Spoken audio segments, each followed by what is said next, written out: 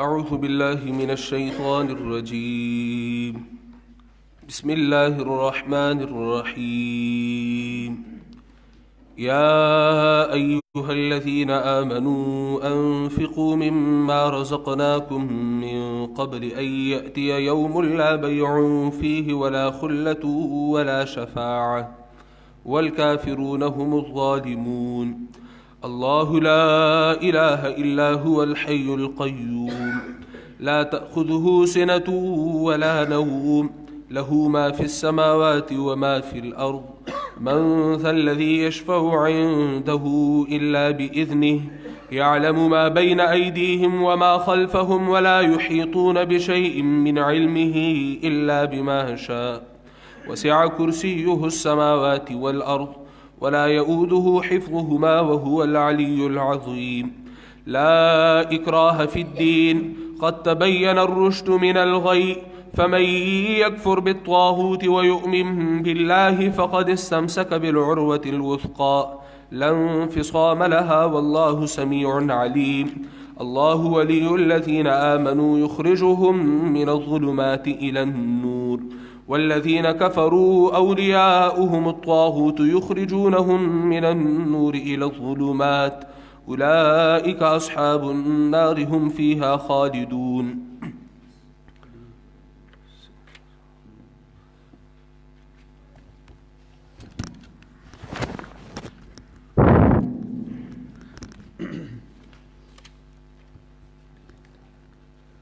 أعوذ بالله من الشيطان الرجيم.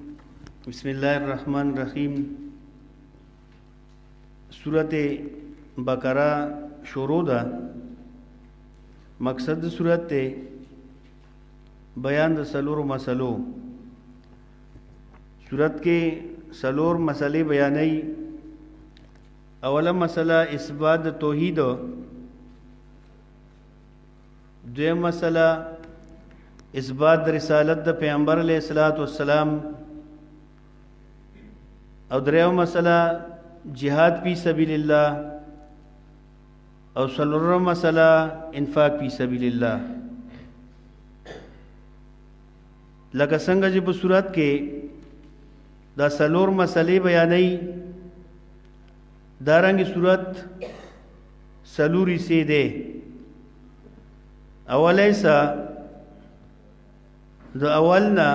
در آیت نمبر 100 پورې، او په دې کې د اوله مسله اثبات توحید، او په دې توحید باندې په اوله حصہ کې دلایل عقلیه هم بیانوي، او په دې باندې دلایل نقلیه من الملائکه هغه هم بیانوي. بیا دویمه حصہ د آیت نمبر 101 نا ولما جاءهم رسول من عند الله، دې نه دویمه حصہ شروع کی، او دا دویمه حصہ بوزي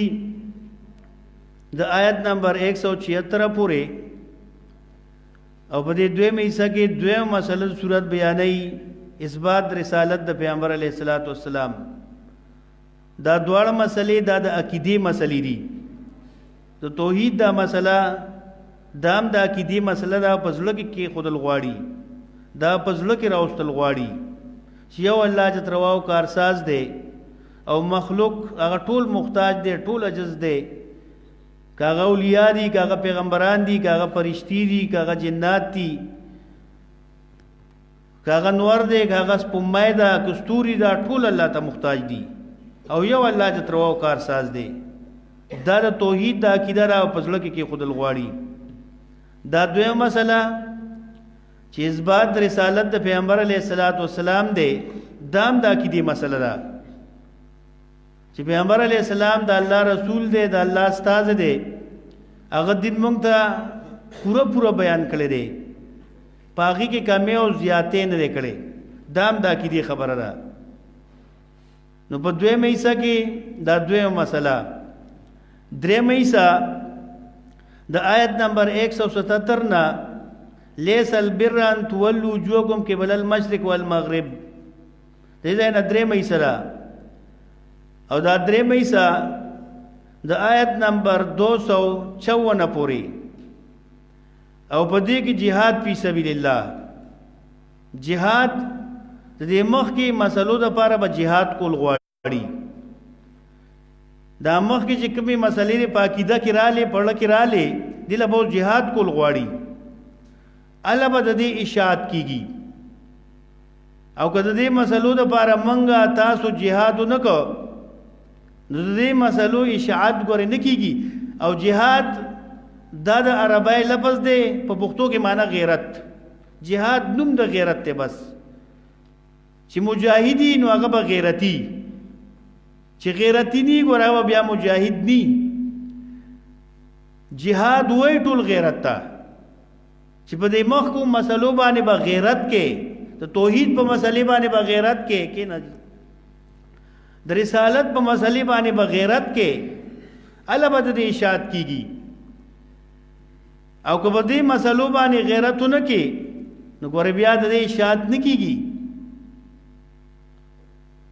هندوانو کو راغی په خپل دین غیرت کوي سکان غیرت کوي یهودیان کوي عیسایان کوي ټول غیر مذهبه ای په خپل ادیانو باندې غیرت کوي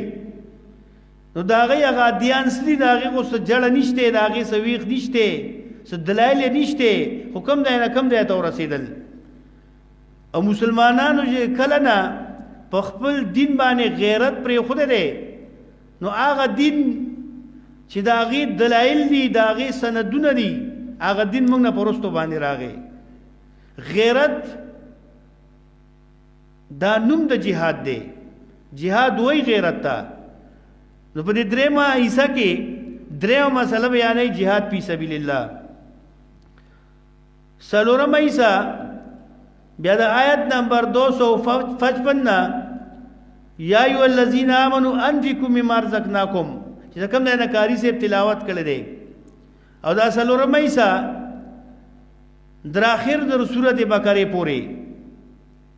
او په دې کې هغه سلورم مسله سورته بیانې الانفاق چې مال بل کول غواړي انفاق به کول غواړي کوم خلکو چې د انفاق مادي د مال لګولو مادي د سخاوت مادي نو هغه خلک ډیر په مخ کې باندې لاړ شي او چې په کوم خلکو کې د مال لګولو مادني انفاق نشي کوله شومانی نو هغه خلک ډیر رستو پاتې شي jihad چې ده دا بدني قرباني ده او انفاق چې ده دا مالی قرباني ده نو ټول صورت هغه چلولې شوی دی پر سلورو مسلو باندې بیا لوم بنایسا چې سل آیاتونه وا هغه خلاص شوی دا پاګي توحید او اثبات توحید او پاګي باندې دلایل اقلیم ذکر کړل چې تی پیدا کړي دویم ستا مشرانه پیدا کړی دي دریم زمګه فرش کړی دا سلورم اسمانه چت کړی دی فینزم دبرن الله باران راوري او پاغي باندې منګه او تاسو له خوراک پیدا کړي او په دې توحید باندې دلیل نقلی من الملائکه ذکر کو چې ګورغه ملائکی شاغل لوی مخلوق ته ډیر اوچت مخلوق ته هغه د الله عبادت کړي دي هغه سبحانك لا علم لنا الا ما علمتنا انك انت العليم الحكيم هغه د یو الله عبادت او بندگی کړي دي دارنګ په دې لومبنای سکه رد په يهودو باندې مو چې سره د علم نه سره د فوی نه چې ځان علماء وی مولیان وی هغه په توحید کې بیمانی وکړه توحید کې هغه نقصان وکړ نو اول ایسا په دې څو مضامینو باندې مشتمل و بیا دویم ایسا تاسو شروع کړه ولما جاءهم رسول من عند الله په اثبات رسالت د پیغمبر علی السلام او پر رسالت باندې نه شبهات چې دا د يهودو شبهات هم دي او دا د مشرکینو شبهات هم دي تاسو جبريل لازي مونږ زکه تا نه منو دویم ته سليمان عليه السلام صفائی بیانې مونږ زکه تا نه منو دریم سحر جائز دی او په دې باندې الله دو ملکین را لګلي بابل خار ته هاروت او ماروت او ته جادو نه انکار کې مونږه زکات نه منو سلورم مونږه ته الفاظ منقولو نه منې کې د خو الفاظ نه منې کې پینځم په نسخه باندې چې د خپل په خپل دین کې مستریب او پریشان نو کله یو خبره کې او کله بل خبره کې شپږم د الله نائبان دي د الله نازولی او د الله نائبان او نازولی نه منې ومستا پر رسالت دی الله موږ سره خبري وکي او اتم په تحویل د قبله باندې او د وم او د اتم اعتراض تر منځه واقع د ابراهيم عليه السلام و ذبت لا ابراهيم رب بكلمات فاتمهن او اتم اعتراض بیا په تحویل د قبله باندې زلن لنوام چې غزور مضمون استاد په ذهن کې نقشي او استاد په ذهن کې راشي او نه هم اعتراض په صفا او مروه باندې چې د صفا او مروه طواف کې او موږ د باباګانو د اولیاء د طوافونه منې کې نو داغي جواب ان الصفا والمروه من شعائر الله صفا او مروه ډېر د الله د شاعرونه دي د الله د عزتمن ځایونه دي ځکه داغي طواف کوم الله راته ویلي دي تاسو د اولیاء او د باباګانو طوافونو کې تاسو ته چا ویلي دي بیا دعوت توحید آیت نمبر 163 کې و الہکم الہ واحد لا الہ الا هو الرحمن الرحیم تمخینه پترکه کې نه دعوت توحید دمخینه پترکه باندې پونوان دو الہکم الہ واحد خودمخینه ترکی دا بیا درې مېسا د آیت نمبر 177 نه ليس البر ان تولوا وجوهكم قبل المشرق والمغرب درې مېسا دا او دا درې مېسا په jihad فی سبیل الله د jihad درې منازل دي خو په دې صورت کې د jihad لومبنه منزل دی بیا په صورت انفال توبه کې د jihad دویم منزل دی بیا په صورت فتح او حجرات کې د jihad بیا دریم منزل دی د jihad درې منازل دي خو په دې صورت کې د آیت نمبر 177 نه در آیت نمبر 254 پورې د jihad غړوبنه منزل دی خودلومانی منزل د پاره درې امور هغه ضروری دي یو د مجاهد ټریننګ شاغي د عربی کې تهذیب الاخلاق د مجاهد هغه ته ویل شي چې د مجاهد اخلاق अब څنګه سميږي داغه عقیده او داغه عمل هغه څنګه سميږي نو داغه د پاره یو آیت قران ذکر کړي او په یو آیت کې داغه د عقیده اسلام کوي او داغه د عمل اسلام کوي دویم نمبر د لومبني منزل د پاره چې کوم دویم نمبر ضروری شی دی هغه د ملک اصلاح ده شاغي د عربی کې سیاست مدني وای سیاست اکثر تاسو د استاد نه په درسونو کې اوریدلې دي په بیانونو کې اوریدلې دي سیاست دا د عربی لفظ دی او دا د قران او د حدیث نه اوته لفظ دی دا به علما کوي دا به د انبیاء وارثان کوي یو د جمهوریت دا قران او سنت د خلاف شی دی متصادم شی دی او سیاست دا به علما تاسو منګه ټول استاد جی اعظم رهبر دی اعظم مشر دی او منګه تاسو داغه شاګردان یو داغه مریدان یو منګه ورسره ان شاء الله په سیاست کې منګه سره لاس کوو هغه سره منګه لاس بټاو منګه به سره امداد کوو وتعاونوا علی البر والتقوا ولا تعاونوا علی الاثم والعدوان نو سیاست د ملک د لومبني منزل د لپاره دویم شی سیاست مدني د ملک اصلاح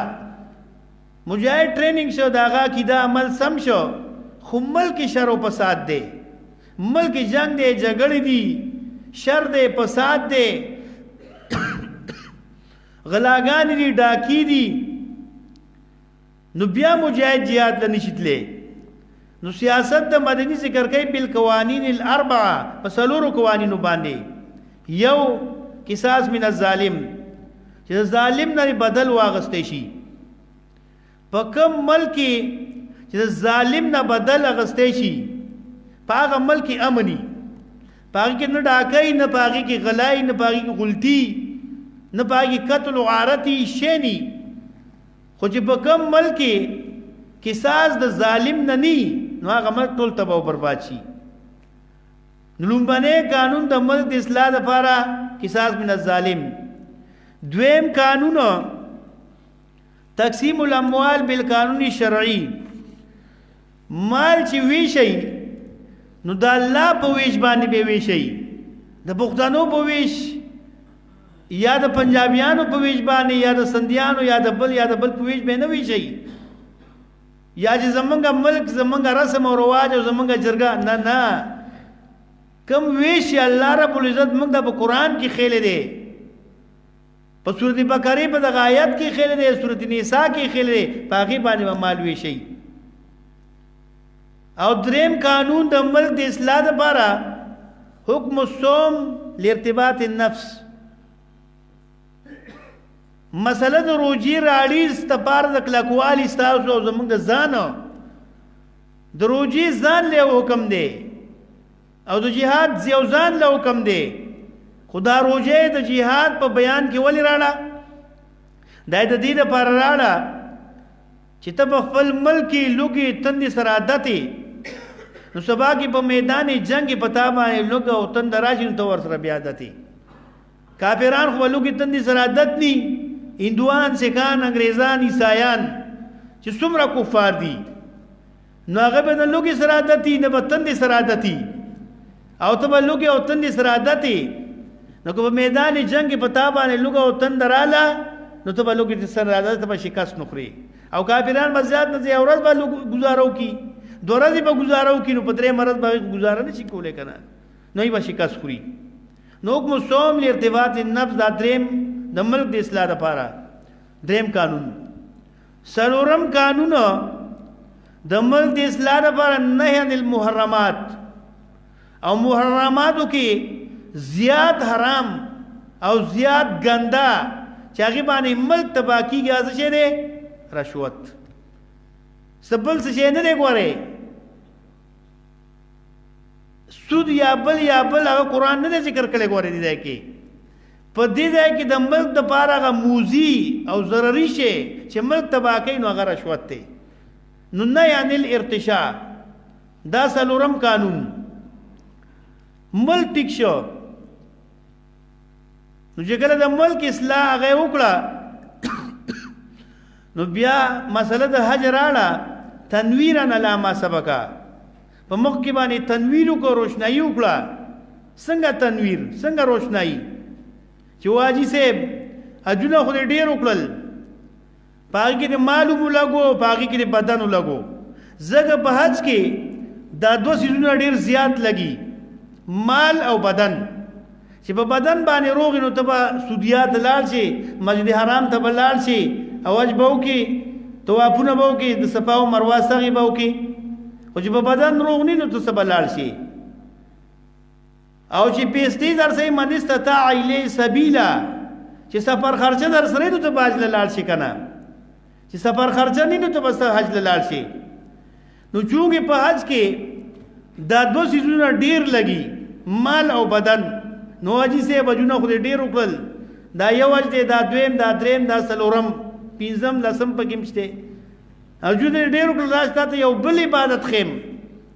چې پاغي کې دا مال او بدن لګي او غسه شه دی الجihad فی سبیل الله لږ jihad پکې مو کړه نو مسله د حج دا تنویر کوي په jihad باندې بیا د آیت نمبر 215 نه د ملک د اصلاح لپاره چاغي ته وای تدبیر منزل دا غدریم شه دی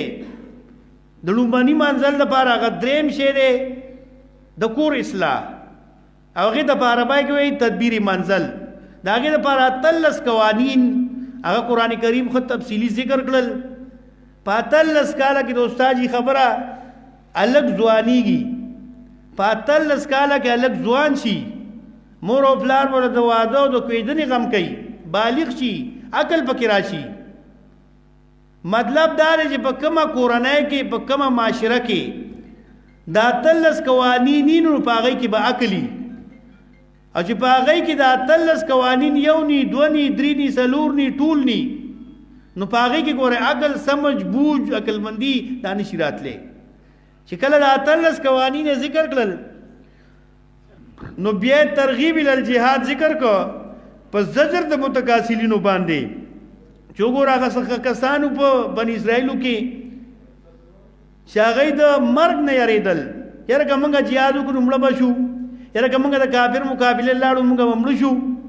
وهم الوف هغوی په زرګونو باندې قرآن کریم الوف راوړی دی هغه ځای کې او د مرګ نه یریدل نو هغوی هغه ځای کې الله مړه کړل او بیا ژوندي کړل نو ته جهاد له د دې وجې نه نه ځې چې یاره زه به مړ شم افغانستان ته ځم نو مړ به شم کشمیر ته ځم نو مړ به شم عراق ته ځم نو مړ به شم ته د دې وجې نه جهاد له نه ځې دا روزانه چې خلک مړېږي دا په جهاد کې مړېږي دا په اکسیډنټونو کې مړېږي په هسپتالونو کې مړېږي دا په جهاد کې مړېږي نو زجر د متکاسلینو ته په ترغیب الجهاد دی او زجر متکاسلینو ته دی بیا واقع د حضرت طالوت او د جالوت کافر ذکر کړه او دام ترغیب الجهاد خو په دې کې دا خیل چې جهاد خو کې خو د جهاد د پاره ګوره امیر ضروری دی بغیر د امیر نه ګوره جهاد نه کیږي کته وایي چې زه به جهاد کوم په افغانستان کې به جهاد کوم په عراق کې به کوم او امیر تا نی منتخب کړي امیر دې نی جوړ ته پته نشي موندې دی نو واقع د طالوت علیه السلام او د جالوت کافر راړي د امیر د امارت د پاره او د امیر د امارت د پاره بیا 3 شروط هغه ذکر کوي ان الله استفاو چې هغه ټولو کې امیر په ټولو کې مصطفی هغه په ټولو کې چوړي علم علمی طور عملی طور تقوا هر لحاظ باندې هغه ټولو کې چوړي دویم وزاد او بسدن په علم هغه ټولو کې عالم امیر صاحب دا نه چې دا سینیئر دی بس دی به موږ امیر کوو نه چې کوم عالمي او دریم والجسم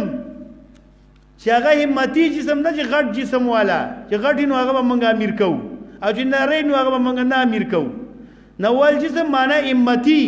چې هغه ټولو کې به همتی چې د ملګرو درسونو لا ملګرو غم هدای لا دا غي تکلیف لا دا غي مصیبت لا امیر صاحب ځان رسول شي دا 3 شروط بیا په اخر کې علت مشروعیت د جهاد د جهاد مسئله ذکر کړه دا غي د پاره د مجاهد ټریننګ د ملک اصلاح د کور اصلاح غټول ذکر شو نو په اخر کې علت مشروعیت د جهاد چې دا جهاد الله ولې روا کړی دی ولې جایز کړی دی ځکه که جهاد نو په دنیا کې باقی نه په دنیا کې به کفر او شرک سیوا شي او چې کفر او شرک سیوا شي نو د عالم به تباہ شي خدا خو الله رب العزت د الله فضل دی د الله احسان دی او د مجاهدینو هغه اخلاص دی چې الله مجاهدین وقتن په وقتن پیدا کوي کله د صحابو په شکل کې پیدا کی کله د سلطان صلاح الدین ایوبی په شکل کې پیدا کی کله طارق ابن زیاد په شکل کې پیدا کی کله شهاب الدین غوری په شکل کې پیدا کی کله د شیرشاه سوری په شکل کې پیدا کی دا مجاهدین الله وقت په وقت پیدا کوي کدا نه پیدا کړي نو په دنیا کې به شرک سیوا شوی او چې شرک سیوا شوی شرک الله ته ډیر مبعوث دی ډیر ناپسند دی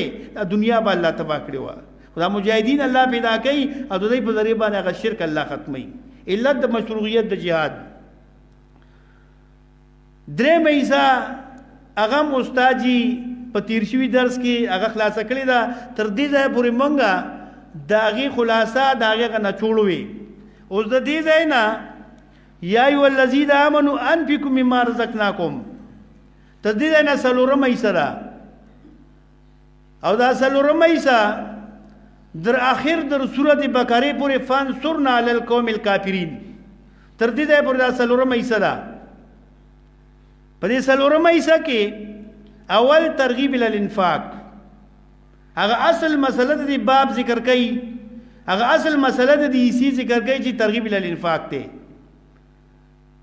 چې مال بلګوي چې په کوم جماعت او په کوم تنظیم کې مال لګولو مادي نو هغه جماعت او هغه تنظیم ډیر په مخ کې لاړ شي او چې په کوم جماعت او تنظیم کې د مال لګولو مادني نو هغه جماعت او تنظیم ډیر رستو پاتې شي مطلب دا دی چې تاسو به یو جماعتي تاسو به یو تنظیمي پاغي کې بس تاسو آمدنی پای کې بس تاسو خرچي هغه ټول ارسه په پاغي کې کیږي نو الا بس تاسو جماعت او تنظیم په مخ کې باندې زی او مسله توحید هغه ورسره د پاره د رب تراړي مسله توحید هغه ترغیب ال انفاق سره د پاره د رب تراړي مخکې چې څومره دوه مضامین ذکر شو نو هغه سره دعوت توحید ذکر شي هوا په اثبات د توحید کې دعوت توحید هوا یا ایها الناس عبدوا ربکم و خلقو د یو الله عبادت او بندگی وکي او پاغي باندې پیزه دلایل عقلیه بیا دویم مضمون او اثبات د رسالت د پیغمبر علیه الصلاۃ والسلام نو پاغي کې دعوت توحید هوا و الہکم الہ واحد اجت رواو کارساز تاسو یکیاو دے او پاغي باندې اتدلایل عقلیه نو په دې ځای کې سلورو مسله ترغیب ال الانفاق نو په دریم ځل باندې دعوت توحید راړه الله لا اله الا هو الحي القيوم څه مطلب چې اصل ګوره توحید دی دا دریو واړو مضامین سره مسله توحید ولې راړه چې اصل مسله ګوره هغه توحید دی نو الله لا اله الا هو دا دعوت توحید په دریم ځل باندې او دا د مخکې نه ترقی وکړه مخکې په الہکم الہ واحد باندې اتدلایل عقلیو نو دې ځای کې په الله لا اله الا هو الحي القيوم باندې یولس دلایل عقلیه دي چې کله د انفاق مسله ذکر کی او دعوت توحید په یولس دلایل عقلیو باندې ذکر کی نو بیا دوه لارې ذکر کړي یو لار د رشد او دویمه لار غی قد تبین رشد من الغی قد تبین رشد من الغی دا دوه لارې دي رشد کما یو لار ده چې الله لا اله الا هو الحي القيوم دا عقیده دی ومدله مسله دی ومدله او په دغه جماعت کې شامل شي بس دا رشد دی دا اصلاح والا خلق ته او غی کګلاره کوم یو لار ده هغه د کفر او د شرک لار ده کګلاره د کفر او د شرک دا د غی لار ده کګلاره ده په دې باندې بیا تلون کې ذکر کوي دولاري چې ذکر کی رشد او غی سبیل رشد او سبیل الغی نو بیا پاغه باندې تلون کې ذکر کوي په دې باندې زین لک خو لاو کوي سلورمه ایصدا د آیت نمبر 255 در اخره پورې فانصرنا علی القوم الکافرین په دې کې اول هغه مسله ذکر کوي چې کوم د دې اسی مضمون دی ترغیب ال نفاق بیا مسله توحید ذکر کوي چې اصل ګوره مسله توحید ده او پاغي باندې یولس دلایل عقلیه د مخینه ترقی کوي بیا دوه لارې ذکر کوي سبیل الرشد او سبیل الغی بیا پاغي باندې تلون کی ذکر کوي چې کوم خلک په سبیل الرشد باندې لاړل نو اصحاب الرشد شو او چې کوم خلک په سبیل الغی باندې لاړل نو سبیل الغی شو بیا دا غدواړو منازل او درجه خی چې د اصحاب الرشد دا غي منزل او درجه به کمی او د اصحاب الغی دا غي منزل او درجه به کمی الله ولي الذين امنوا يخرجون من الظلمات الى النور والذين كفروا اولياءهم الطاغوت يخرجونهم من النور الى الظلمات دا د اصحاب الغی او د اصحاب الرشد منزل او درجه بیا علم تر الى الذي حاج ابراهيم في ربه تدې دا مثالونه شروع کی د اصحاب الرشد مثال او د اصحاب الغی مثال خو په طریقه د لف نشر غیر مرتب. لف لپ یا لف معنی راغونډول او نشر معنی خورول او غیر مرتب بغیر د ترتیب نه. دا د عربی یو قاعده ده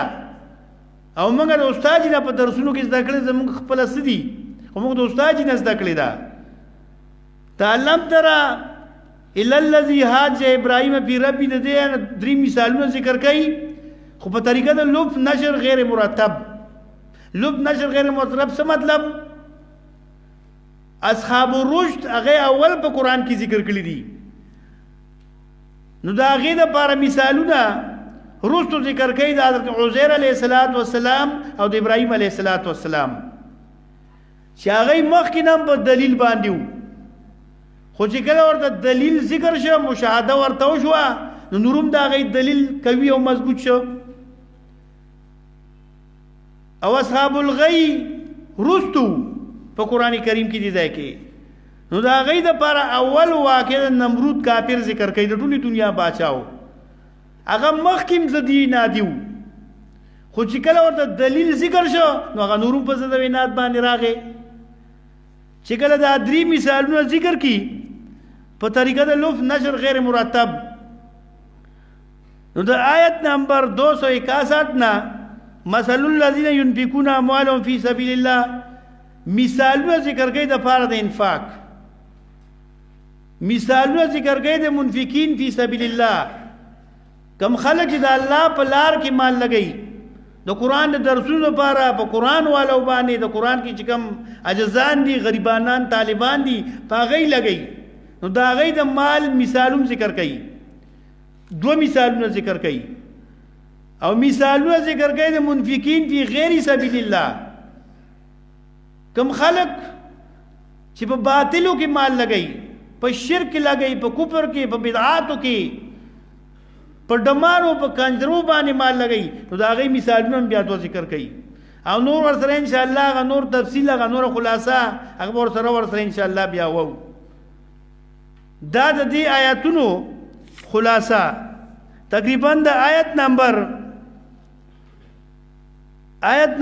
266 پورې موږ خلاصو وی. آیت نمبر 266 پورې کوم آیاتونه داغي خلاصہ هغه موږ وی او استاد دا بیا په درس کې وی بیا وی او موږ د استاد نه زده کړی دي ټول ملګرو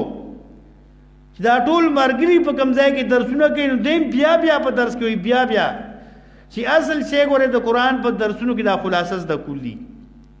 چې کله په دې خلاصه باندې پوه شوي بیا ټول قران بیا نهایت آسان دی او که په دې خلاصه باندې تاسو ځان پوه نه کو نو بیا تاسو قران په ترجمه باندې نشي پوه کېږئ. نو د آیت نمبر 266 پوری د آیت نمبر 255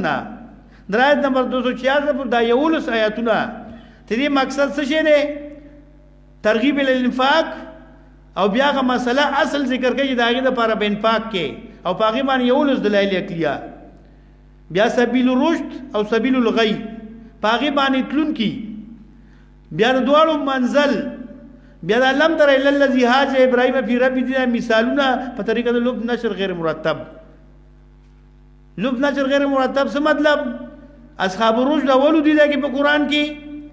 نو دا غي د بار رستو مثالونه ذکر کوي عزیر علیہ السلام او ابراهيم علیہ السلام چې دلیل نه مخکې ما غي منقادو چې دلیل ورته ذکر شو نو هغه نور منقاد شو. او اصحاب الغی په قران کې ځکه رستو دای د لپاره مخکې مثال د نمرود کافر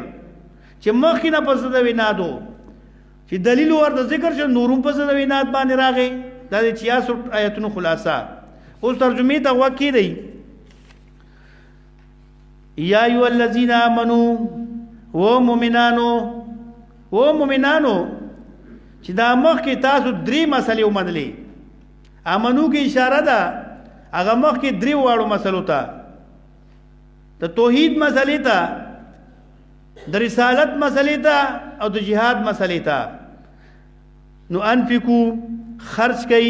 مما دا مال نار رزقناکم چې درکړې مې تاسو ته دې دا کې لفظ رزق راړو.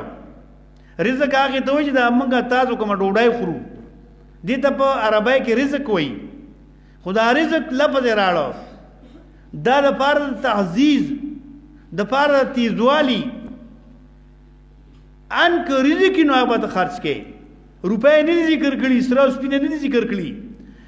ځکه د سړی احتیاجي او د سړی محتاجي او ضرورت زیات څه ده رزق ته زیات ضرورت دی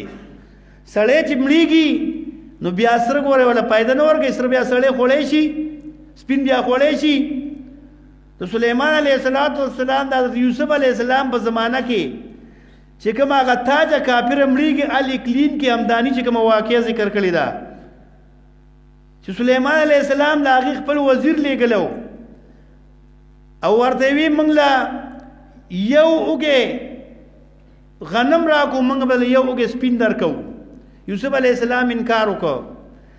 بیا خپل وزیر خوراک لګو ورته موږ له یو وګه غنم را کو موږ بل سر درکو هغه بیا سليمان حضرت یوسف علیہ السلام بیا انکار وکړ بیا خپل وزیر خوراک لګو تاج باچاغنه چې موږ له یو وګه غنم را کو او منګه بدلا یو وګه هیره جواهرات درکو خو هغه بیا یوسف علیہ السلام انکار وکړ نو دا هغه په قبر کې کتبه لیکل شوی و او په هغه باندې په عبرانی کې د الفاظ لیکل شوی فانا اموت او زمړېګم خو علم په سرو په سپینو باندې منازي گئی سرو سپین موږ اوس خوړې شو په هغه خېټه ډکول شو نو زمړېګم خو په مال او دولت او په سرو سپینو باندې اون نازي گئی ګوره نو سرو سپین ورته خوراک نه دی د انسان زیات ضرورت اگر رزق ته دی اگر ډوډۍ ته دی نو قران کریم دې ځای کې لفظ رزق راړو چې هغه کم شي تاسو زیات ضرورت هغه به الله په لار کې خرج کړي دو ډوډو د ستاسو ضرورت ته په دو ډوډو باندې ته مړېږي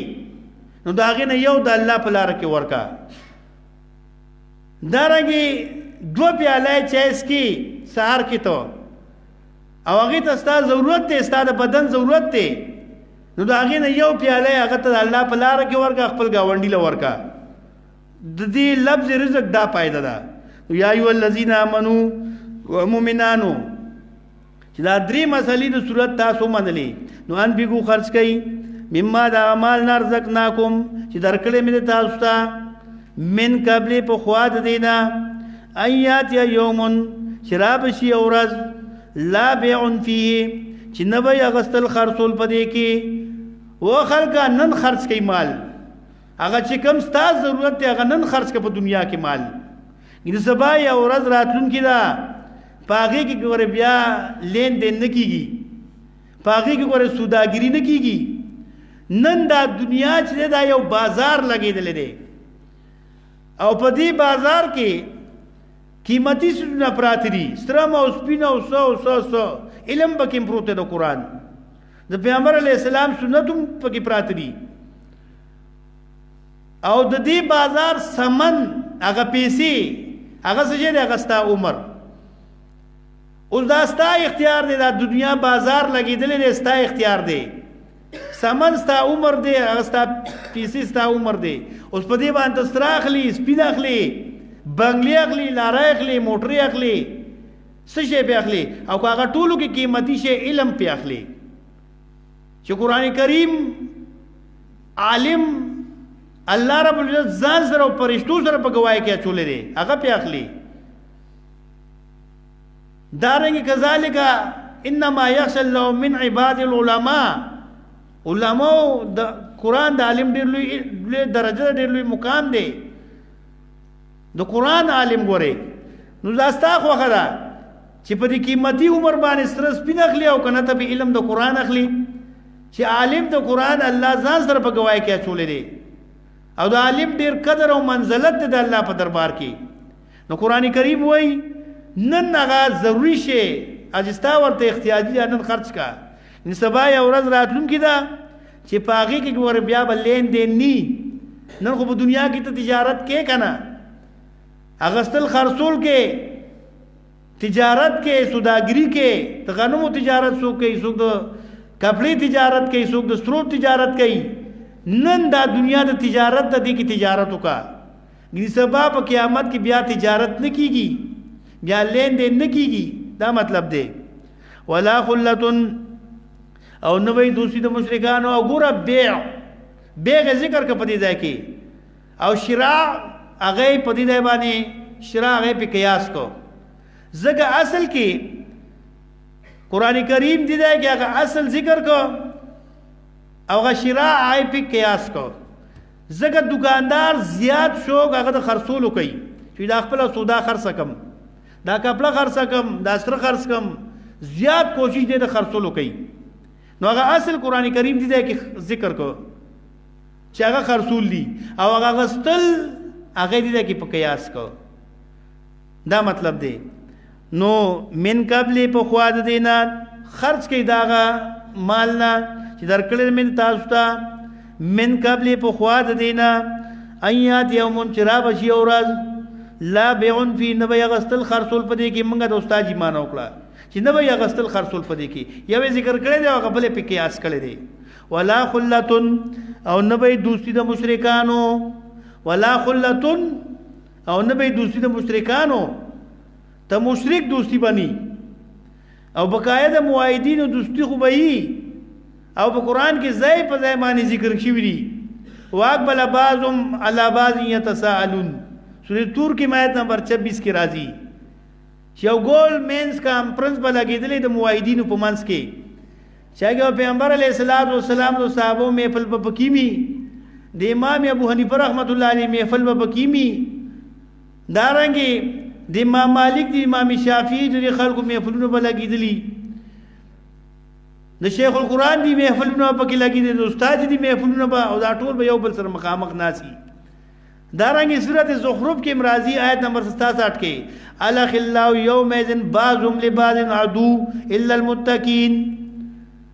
دوستان با په دار ازبان دی یو بل دشمنان شي الا المتقین مگر دوسری د موحدینو سورۃ زخرف آیت نمبر 67 نو داغه نه هم معلومیږي چې د قیامت پر د مشرکان بدعتیان پیران مریدان یو بل دشمنان شي الا المتقین مگر دوسری د موحدینو هغه پاتې شي نو ولا خلتن کی منګه نقطه حل کړه هغه اشکال منګه حل کو چې ولا خلتن نبی دوسری د مشرکانو او د موحدینو د متابعین سنتو د قران والو دوستی هغه به ولا شفاعت او نبی اخلاصول په زور باندې ولا شفاعت او نبی اخلاصول په زور باندې دې دا کې موږ دا نقطه د زور ور سره لګولا یو شفاعت اذن دې چې هغه بکیږي قران کریم کې ځای په ځای ذکر دی آیت الکرسی کې مور پسې بیا ذکر دی شفاعت اذن هغه شته پیغمبر علیہ السلام وی په قران کې آیاتونه دي په دنیا ډیر زیات آیاتونه دي او صحیح بخاری شریف احادیث دي چې پیغمبر علیہ السلام وی انا اول من یشفع ز اول يم چې زما شفارسیم اول شفاعت بزګم اول شفارسی بزم هغه وګد حدیث بیا راځي د بخاری شریف چې پیغمبر علیہ السلام وی دا خلق به تنگ شي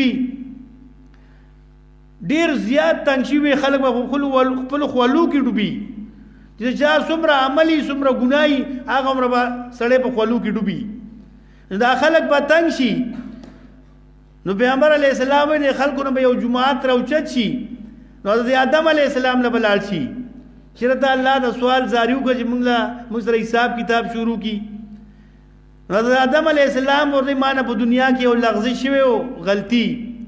او ځل الله رب العزت نشم ویلې تاسو د نوح علیہ السلام له ورشي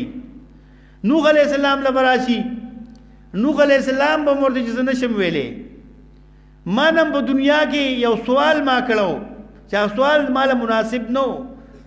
نو زم الله ته نشم ویلې الله ډیر په جلال کړي دا سي راضي به وګد حدیث ته چې عیسی علیہ السلام له براشي عیسی علیہ السلام چې زم نشم ویلې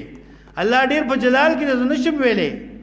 تاسو جناب رسول الله صلی الله علیه و آله وسلم لور شي نو پیغمبر علیہ السلام وای ما به کمیس اچولې او زبر لاړ شم او د عرش په پای کې به سجده ولګم او زبر داسې حمد او ثنا د الله رب العزت وام چې نن ما د دنیا کې یاد نه ده نو چې د الله ډیر حمدونه او ډیر استاینه وکم نو ما ته الله رب العزت وای یا محمد ارفع راسک سل توتا اشفاعت الشفاعه او محمد علیہ السلام سر پورته کا او غواړه چې ته غواړې او شپارس کا وچاله چې شپارس کې نو پیغمبر علیہ السلام یې زبا اول شپارس شروع کوم داغي نرستو بیا به صحابه کرام شپارس کوي بیا د هر زمانی چې کوم نیکان علما دي د قران او د حدیثو هغه بیا به شپارس شروع کی نو شپارس خوشته پیغمبر علیہ السلام اول شفاعت کوونکی دی بیا د هر زمانی علما ای به بیا شپارسونه کوي خو شفاعت قهری نشته چې کوم په زور باندې شفارس ته غنښته او قران کریم کې په سلیری شو آیاتونو کې قران کریم دا غیرت کړی دی او شیخ القران سمت الدرر پی ربط الآیات و سور پاکی غالبا اگر صورت نبعد آیاتونو لاندې هغه سلیری شو آیاتونو راغون کړی دي او پاکی باندې شیخ القران تفصیل کړی دی ولا شفاعتن نب اخلاصول په زور باندې په زور باندې ورسو خلاصول نشي کولای نن په دنیا کې عمل وکا نن په دنیا کې خپل عقیده سم کا خپل عمل سم کا راشه قران ته کینا هغه دوی چې بابا جی او دادا جی او کاکا جی او لالا جی خلاصي هغه بیا تا نشي خلاصولې ولا شفاعتن نب اخلاصول په زور باندې والکافرون او منکرین د مسلو هم الظالمون هم غیر ظالمان والکافرون منکرین د دې مسلې د کومې مسلې د توحید منکرین د رسالت منکرین د جهاد او د انفاق منکرین هم الظالمون هم د ظالمان دا مطلب دی کافر د امریکا او د انډیا او د جرمنی کافر نه مراد ګوره چې ته ناغه واخلې نه چې کوم د دې مسلو نه انکار کوي د توحید نه انکار کوي د رسالت نه انکار کوي د جهاد نه انکار کوي د انفاق نه انکار کوي دغه ظالم دی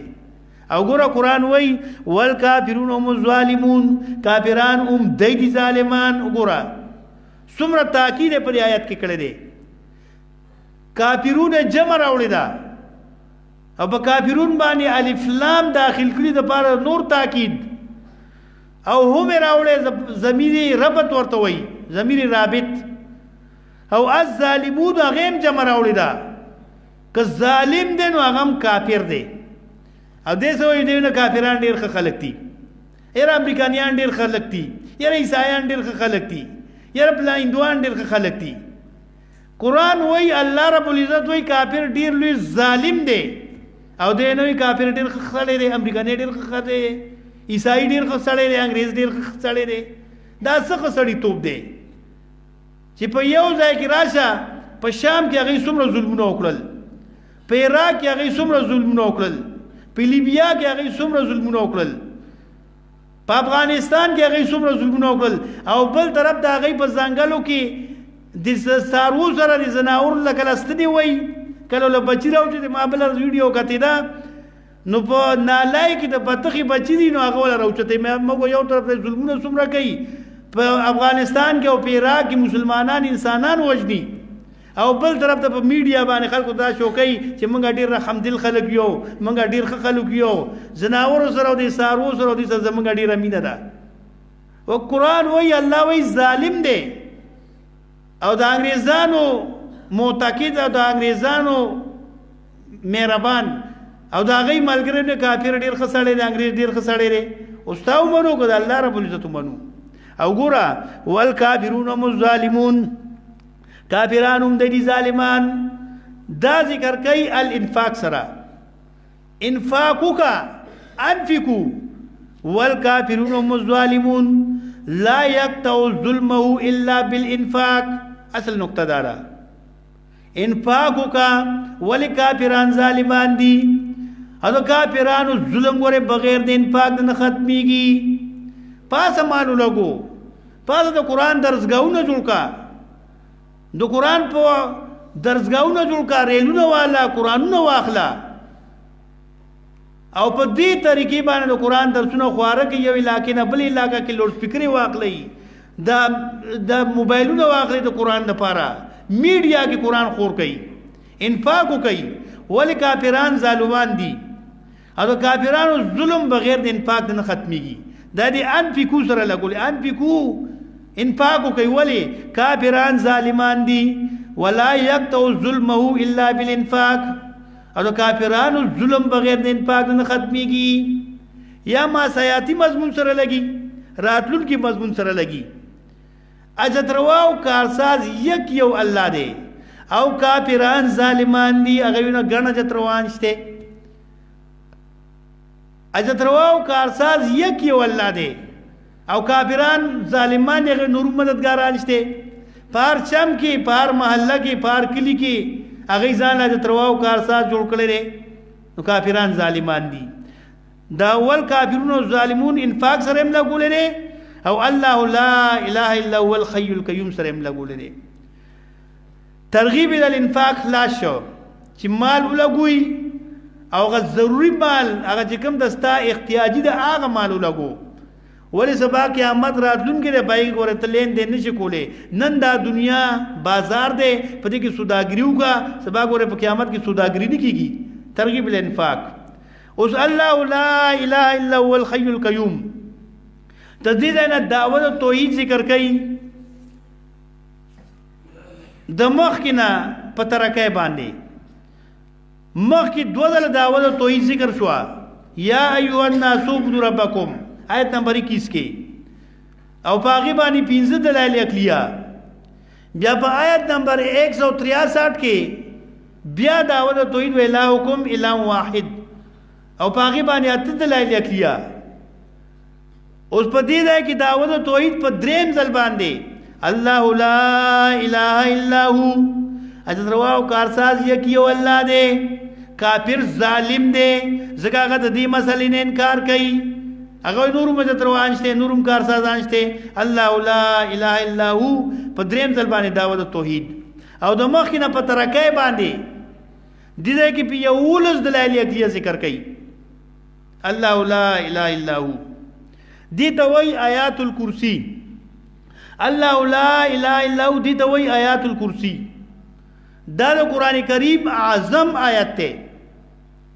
دا چې استاد یو جاغدر ته ویلو نو داغي ډیر خواندو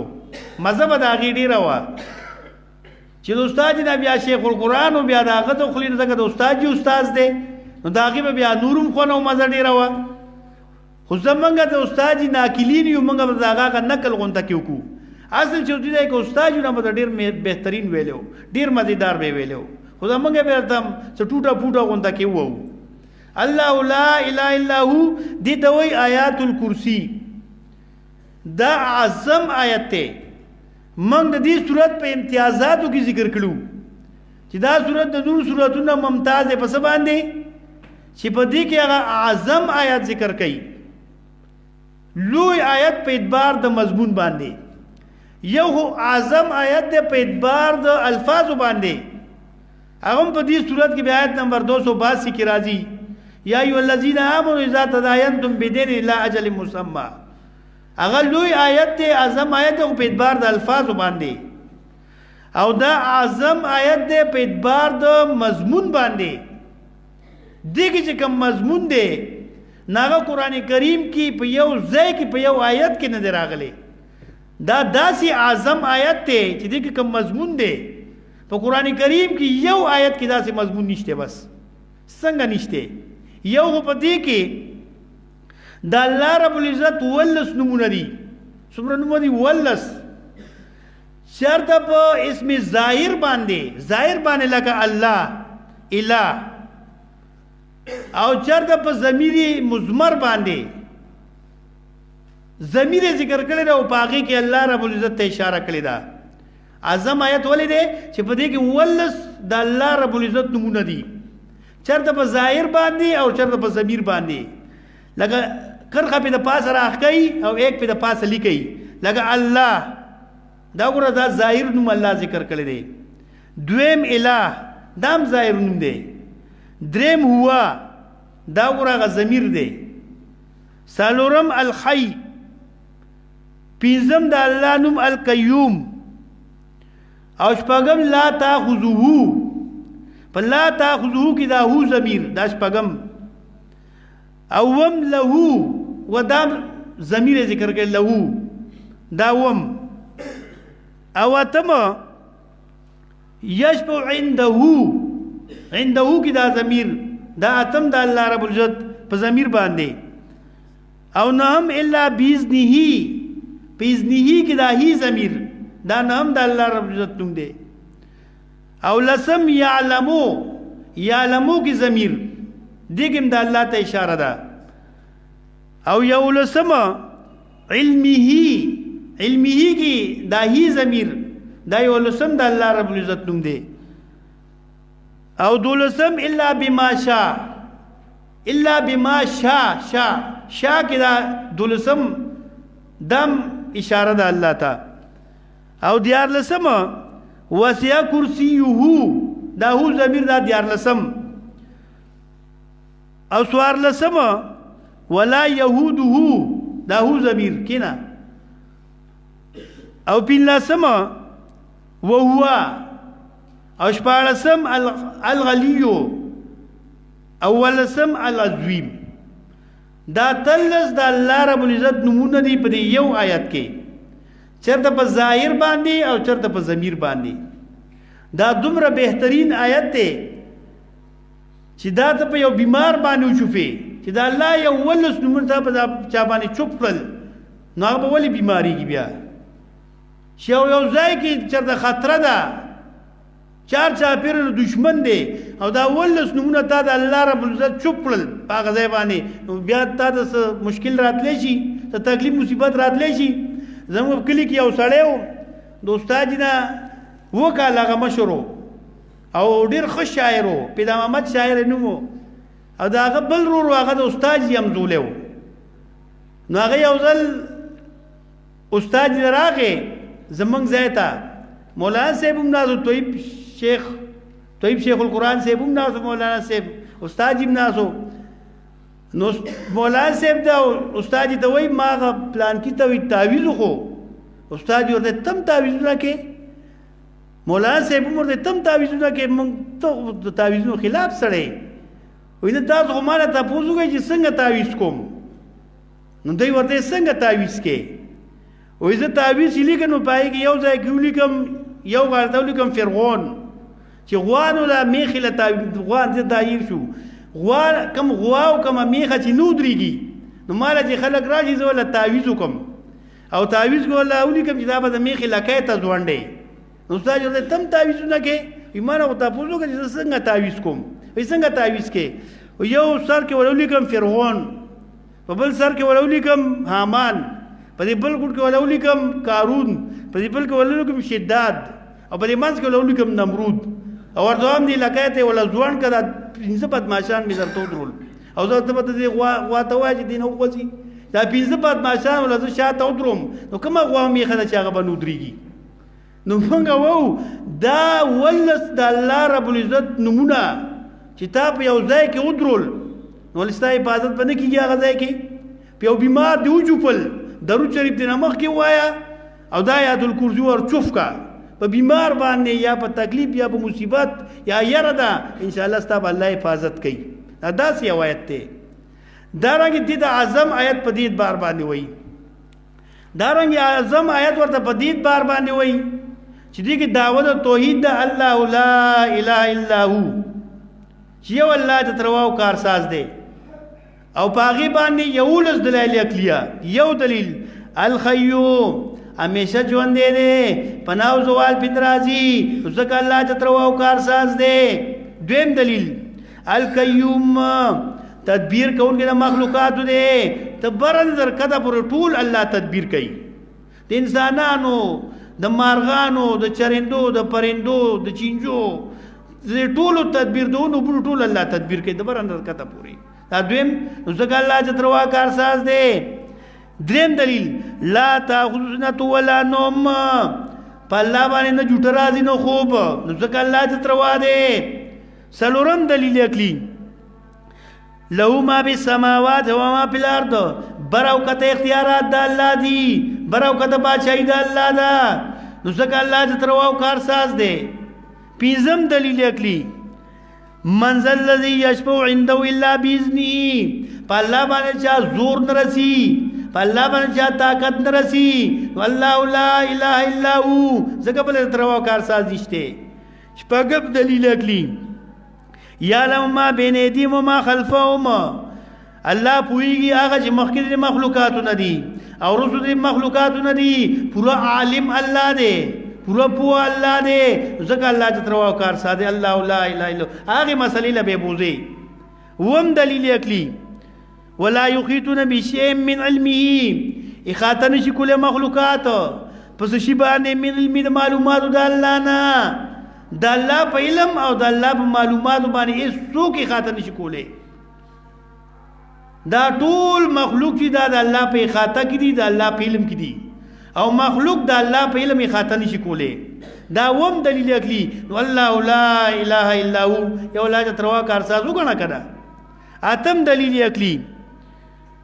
وسع کرسی السماوات والارض پراخه د علم د الله اسمانونو زمکې ته پراخه د سلطنت د الله اسمانونو زمکې ته دا ټول اسمانونو زمکې دا ټول د الله په سلطنت کې دي د الله په علم او معلوماتو کې دي نو الله لا اله الا هو الدرواو کارساز الله وګڼه اتم دلیل نهم دلیل ولا يهودو نستړی کیږي الله په حفاظت د اسمانونو د زمکې باندې الله نستړی کیږي چې کله د اسمانونو زمکې پیدا کړی دی الله ستړی شوی نه دی نو الله لا اله الا هو مسله ومنه کنه بل دلیل عقلی لسم وهو العلی الله اوچت مرتبه والده علی اوچت مرتبه والده د الله په شان مرتبه او مقام د چا نشته نه د بادشاہ نه د پیغمبر نه د ولی نه د بل نو الله لا اله الا هو مسلو منا او یو لسم دلیل العظیم الله لوی شان والده نو الله لا اله الا هو نو دعوت توحید دا او پاغي باندې یو لس دلایل کلی دي دا اعظم آیت ده په اعتبار د مضمون ولې دي کې د الله ولس نومنم دي او په دې کې دعوت توحید بدوم دا په یو لس دلایل باندې دا هغه آیت ته چې د عمر رضی الله تعالی عنہ راغله د حج لا هغه حج لر روان دي د مدینې نه ایو ځای کې یو شپه راغله د پړاو د شپه دا شپراله نو هغه کې د عمر رضی الله تعالی عنہ پړاو واچو د بلې غاړې د کوفینا حضرت عبد الله ابن مسعود رضی الله تعالی عنہ هغه راغله دي او تیار د یو بل لیدل نه دي خو صحابه کرامو کار داو چې هغه به اسې ټیم نه ضایع کو په غب شپ باندې هغه ټیم نه ضایع کو هغه په قران او په سنتو کې یو بل ته پوښتنه کول حضرت عمر رضی الله تعالی عنہ یو بل لیدل کتل نه یو بل ملاقات نه شوي او شپه ده نو حضرت عمر رضی الله تعالی عنہ خپل غلام درو ورته وی ودرېګا او تاسو کا چې په قران کریم کې ډېر جامع آیت کم یو دی نو بلې غالن عبد الله ابن مسعود ناشته نو هغه خپل شاګرد ته پاسه ورته د سورۃ النحل آیت ان الله یامر بالعدل والاحسان وایتاء ذی القربى وینهى عن الفحشاء والمنکر څنګه دا ډېر جامع آیت ته په قران کې شیخ عبد القادر جیلانی رحمت الله علیه کو ټول قران نو نازل شوی او دا یو آیت نازل شو دا د انسانیت د لپاره کافي څنګه درې اوامر هم دی پکې او درې نواهی هم دی پکې تفصیل باندې تکو باسی 90 نمبر آیت ته نو حضرت عمر جواب پورو مونږ دی نو بیا خپل غلام درو ورته بیا د پوسو کا چې په قران کریم کې ډیر د تمی آیت کم یو دی د امیدونو آیت کم یو دی نو عبد الله ابن مسعود بل شاګرد ته ودرې کې ورته د سورۃ زمر آیت لا تقنطوا من رحمت الله ان الله یغفر الذنوب جميعا آیت نمبر زمر د آیت نمبر 53 سورۃ زمر نو بیا پورا جواب ملاو شو نو بیا د عمر رضی الله تعالی عنہ بیا خپل غلام درو ورته ودرېګا او تاسو کا چې اعظم آیت کم دی په قران کریم کې عبد الله ابن مسعود خپل شاګرد ورته ودرېګا ورته الله لا اله الا هو الحي القيوم دا اعظم آیت ته په قران کې دا لوی آیت په اعتبار د مضمون نشته په قران کې حضرت عمر رضی الله تعالی عنہ درې एकदम او چې کړه الا فیکم عبد الله ابن مسعود الا فیکم عبد الله ابن مسعود خبردار پتاسو کہ عبداللہ ابن مسعود موجود دے، خبردار پتاسو کہ عبداللہ ابن مسعود موجود دے. نو عبداللہ ابن مسعود بل ځاننا بل طرف الله سجود کوي زه په دې کې موجود یم. عبداللہ ابن مسعود هغه سړی دی چې د احادیثو کې راځي کنیف مولیا علما تکد نه دی مندریو دا وړوکې غونډه کې کدو خو د علم نه ډکو ګورئ کنیف مولیا علما د کد نه مندریو خو د علم نه ډکو. زمونږ د امام ابو حنیفه رحمت الله علیه څومره فقه ده دا د چا نه مروج شوې ده، دا د چا نه راغلی ده؟ دا د عبدالله ابن مسعود رضی الله تعالی عنہ سند دی. ځکه د امام ابو حنیفه رحمت الله علیه استاد دی حماد ابن سلیمان، د حماد ابن سلیمان استاد دی داغه استاد دی سی استاد امیر شابی دی او کس نمیرانه شو بیا داغه استاد دی القما او د القما استاد دی عبدالله ابن مسعود. دیتا د محدثینو په اصطلاح کې سلسله الذهب وای، دیتا د سرو زرو کړای وای چې عبدالله ابن مسعود سبق خیل او القما ته دا ډېر لوی تابع تیر شوی دی. هغه بیا سبق خو ابراهیم النعی دغه ابراهیم النعی ته او بیا ابراهیم النعی هغه سبق خیل امام ابن سلیمان ته، امام ابن سلیمان نه سبق زده کړو امام ابو حنیفه رحمت الله علیه. زمونږ څومره فقه چې جوړه شوې ده دا د عبدالله ابن مسعود اجتهادات او دغه فتوی دي، دا ډېر لوی سړی تیر شوی دی. نو دا هغه آیت دی. دارنګه بل یو حدیث کې راځي د ابو هريره رضی الله تعالی عنہ روایت دی آیت الکرسی په باره کې چې ابو هريره رضی الله تعالی عنہ وایي یو ځل د غنیمت کجوري راغلې وي نو هغه باندې پیغمبر علیه السلام زما ډیوټي لګولا چې زما ډیوټي پیو لګولا او ما ته پیغمبر علیه السلام چې یو غل برازي خو ځان میخ ساته د شپې وې زناسه ما کجورو ته وې په دې کې یو غل راغې بوجای ډاکوله ما د لاس نو نیسو وې جو مې نیسو وې ما دا ډېر مینتونه وکړل چې پرې مې دا بیا بن راځم پرې مې دا بیا بن راځم وې ما پرې خو دې دا وې چې سهار لاړم پیغمبر علیه السلام څخه نو پیغمبر علیه السلام ما دې زو قراغلی نو وې مور دې حضرت یو غل راغلی وو او کجوري پټول او ما د لاس نو نیسو خو مینتونه یو ما پرې خو دې پیغمبر علیہ السلام ورته دوکباز سبب بیا راځي ویښه غوره بیا برازي دی بیا چې زما د شپې ډیوټي ده وی بیا غل راغی وی بیا په کجوري پټولې ما بیا د لاس نو نیسو وی بیا مینتونه وکړل ما پرې خو دې وی سهار ل بیا پیغمبر علیہ السلام څخه لاړم نو پیغمبر علیہ السلام راته چې څوک راغلی نو ایمار دې داسې یو غل مکه غل راغلو ایماته وی چې بیا برازي ګوره دا دوکباز دی بیا برازي ای په درې مشفه بیا زما ډیوټي لګی دا وی بیا غل راغی بیا بوجای ورسره و کجوري ډاکولې بیا ما د لاس نو نیسو ایمار دې نن خو نه پریدم دا ستا دریم ځل دی او دریم ځل شرط په غلا کې پریدم دې نن باندې د لاس د نیولې پیغمبر علی السلام له بوزم ایماته وی ګوره تا د یو آیت خیم چې هغه آیت په یو ځای کې 3 ځله وایي یا 5 ځله وایي یا 9 ځله وایي 4 څومره ځله خو تاک ځله خدي 3 ځله یا 5 ځله یا 9 ځله یا 11 ځله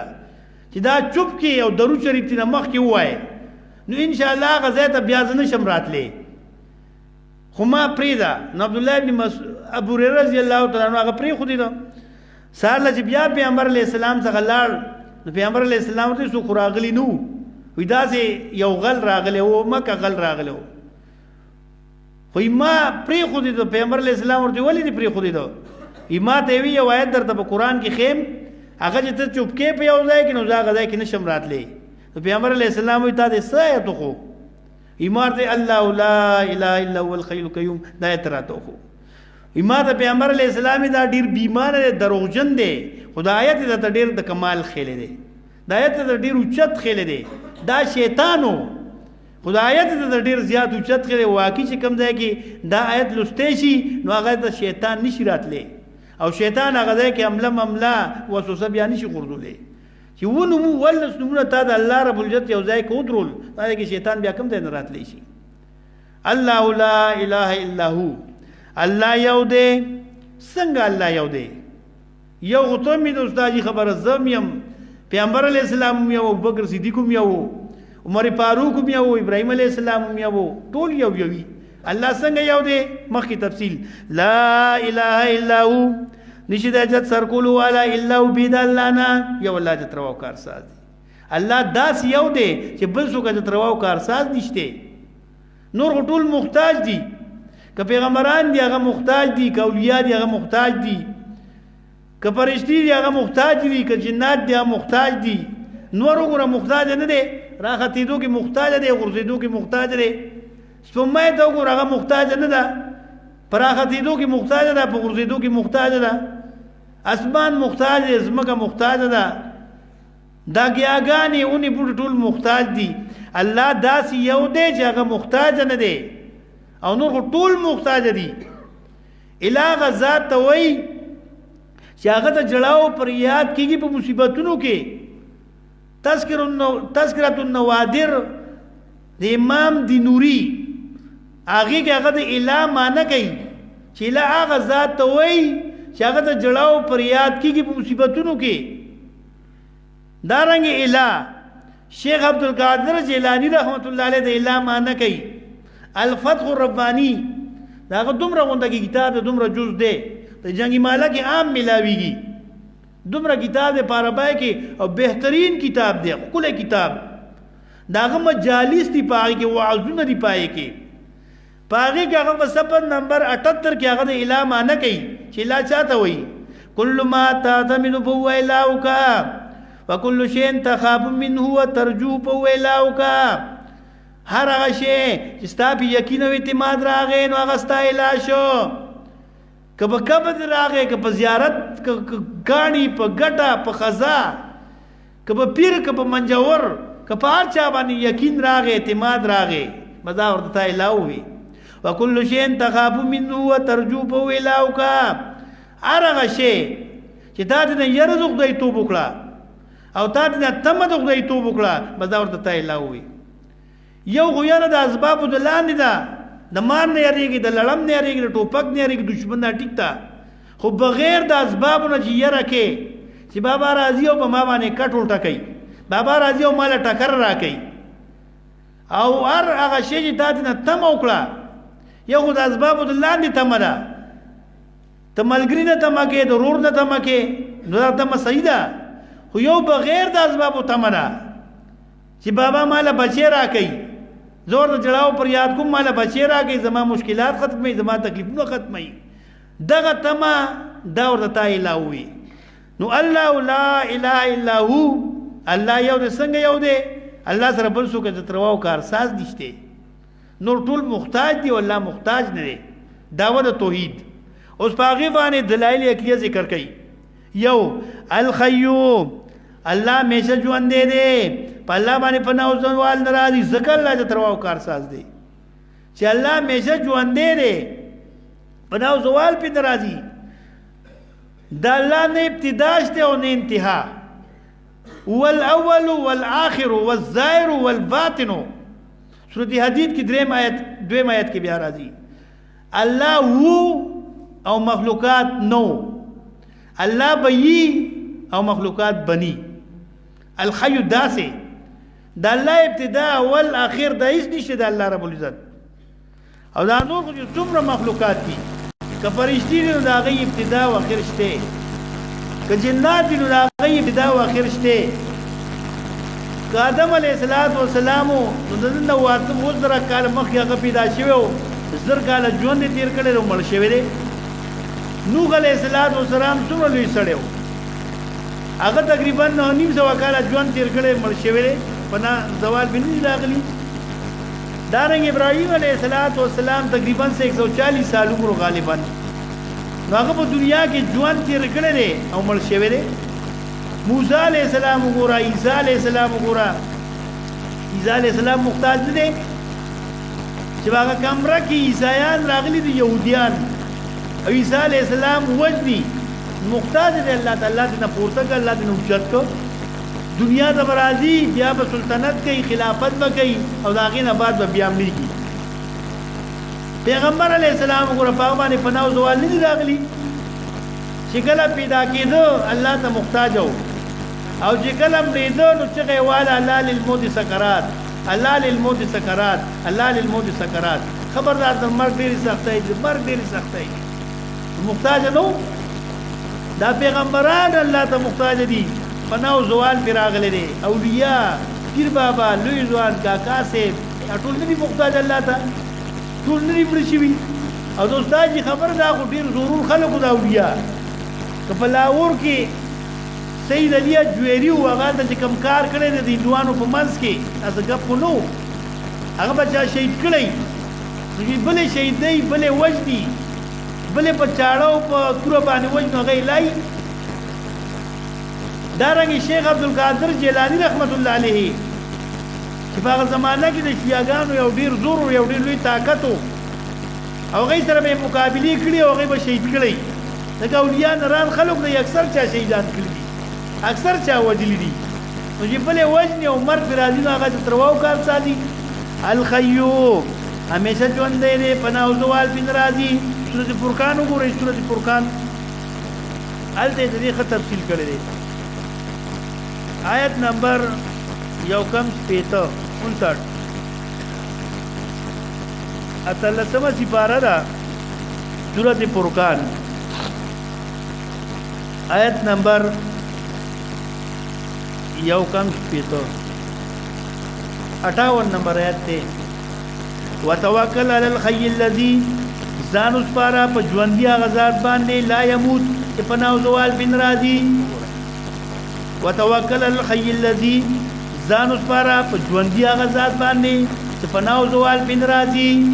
ځان چې سپاره توکل چې کې هغه ذات وګ چې په باندې پناه او زوال نه راځي. پیر بابا نه په پناه او زوال راغلي دي،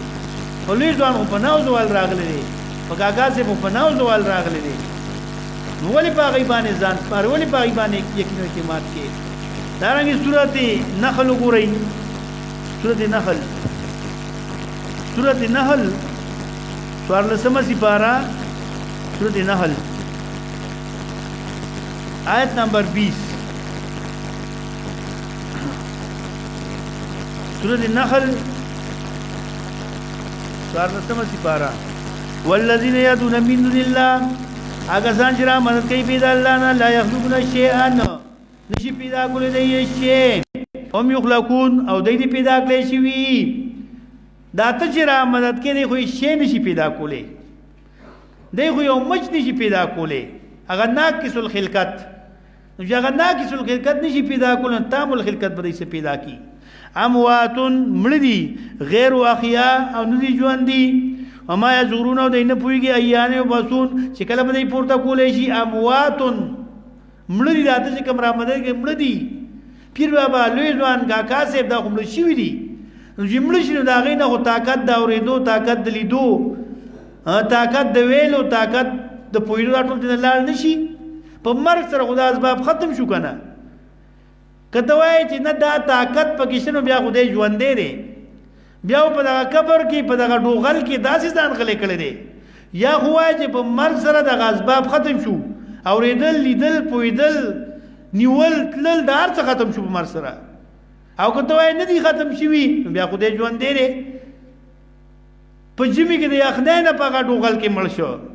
او په ګرمۍ کې د ګرمۍ نه مړ شو، نو بیا هلته په ډوغل کې څه پروت دی په مقبره کې، یو کور ته راوله که نه. د دې وجې نه فقها ذکر کوي، لکه ابن همام په فتح القدیر کې ذکر کوي او ټول ذکر کوي چې یوضع فی نوع من الخیاط بقدر ما یتعلم و یتخصص. وی په مړي کې په قبر کې دومره طاقت کېښودی شي چې هغه صرف محسوس کولی شي، د جنت هغه نعمتونه محسوس کولی شي او د جهنم هغه غذابونه محسوس کولی شي. نور ګوره ژوندمند نی په قبر کې. او قرآن کریم هم وایي اموات مړه دي، غیر واقعیان ډېر تاکید د ژوندي نه دي. او دی وایي دا اولیاء دي او دا ژوندي دي او دا رارسي او دا پلان کې دی او دا ډینګلی دی. نو قرآن کریم هم دې ځای کې وایي الخیو، الله همیشه ژوندی دی، په هغه باندې پناه او زوال نه راځي. نو ځکه الله ته روا او کارساز دی. دویم دلیل القیوم، تدبیر کوونکی د مخلوقاتو دی، د بر نظر کته پورې، ته بر نظر کته پورې ټول تدبیر څوک کوي؟ دا ټول الله کوي. که هغه د بچو تدبیر دی، که هغه د معاش تدبیر دی، که هغه د رزق تدبیر دی، کاغه د نوکرای تدبیر دی کاغه د هر څه تدبیر دی نو او دا وکنه ابراهیم نخی ما بیا وي نو دا ټول تدبیرونه برندر کده پر دا ټول الله کوي القیوم تدبیر کوونکی د مخلوقاتو دی د برندر کده پوری ته برندر کده پوری د بچو د جوان د معاش دا ټول تدبیر الله کوي لکه سورۃ الف لام میم سجده وګورئ سورۃ الف لام میم سجده چې د برندر کده پوری دا ټول تدبیر الله کوي